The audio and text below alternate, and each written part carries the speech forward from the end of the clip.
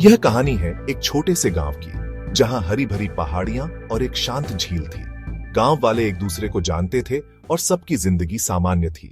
लेकिन गांव के बाहरी हिस्से में एक पुराना खंडहर हो चुका घर था, जिसके बारे में कहा जाता था कि उसमें भूत रहते हैं।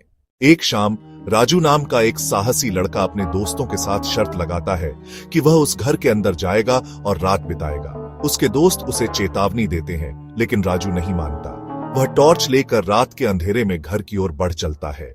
जब वह घर के अंदर कदम रखता है तो हवा अचानक शांत हो जाती है। दीवारों पर मकड़ी के जाले लटक रहे थे और धूल की एक मोटी परत हर चीज को ढके हुए थी। राजू की टॉर्च की रोशनी में वह कमरे में घूमता है। तभी उसे ऊपर के कमरे से एक धीमी अजीब सी आवाज सुनाई देती है। राजू डरते हुए सीढ़ियों की ओर बढ़ता है। सीढ़ियों पर उसके कदम पड़ते ही पुरानी लकड़ी चरमराहट की आवाज करती है। ऊपर पहुंचकर वह देखता है कि एक छोटी सी गुड़िया पड़ी है।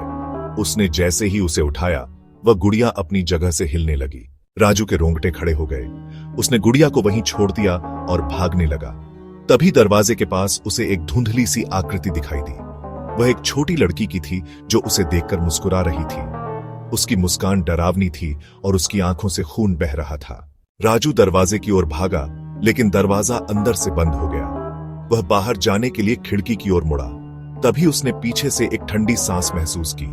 वह मुड़ा और देखता है कि वह लड़की उसके बिल्कुल सामने खड़ी है। राजू डर के मारे चिल्लाने लगा, लेकिन उसकी आवाज उसके गले में ही अटक गई। अचानक उसकी टॉर्च बुझ गई और वह कमरे में पूरी तरह अंधेरे में था। उसने महसूस किया कि कुछ ठंडी उंगलियां उसकी गर्दन पर लिपटी हैं और एक डरावनी फुसफुसाहट उसके कानों में गूंजती है, तुम अगले हो। सुबह होने पर राजू के दोस्त उसे ढूंढने घर पहुंचे। उन्होंने देखा कि दरवाजा खुला है और घर के अंदर कोई नहीं है, लेकिन दरवाजे पर खून से लिखा था, वह अगले को ढूंढ रही है। गांव वालों को आज तक नहीं पता कि उस रात क्या हुआ था, लेकिन आज भी उस घर के पास से गुजरने वाला कोई भी व्यक्ति दरवाजे पर खूनी लिखावट को देखकर कांप उठता है। और हर साल गांव से एक लड़का गायब हो जाता है, जिसकी कहानी कोई नहीं जानता।